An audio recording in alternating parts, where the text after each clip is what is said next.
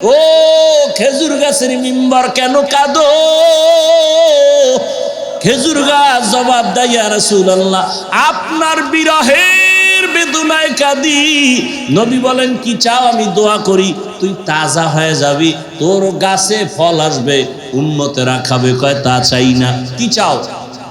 খেজুর গাছ বলেন, ইয়া রাসূলুল্লাহ, মানুষের মতো আমার জানাজা পড়ায় দেন, এখানে দাফন করবেন, হাসরের মাঠে আমি আপনার সাথে জান্নাতে থাকব। উস্তুনে হান্না আজ হজরে রসুল নালামি জাদ হামচু আরবাব উকুল। খেজুর গাছ রসুলের বিরহের বেদনায় কান্না করে।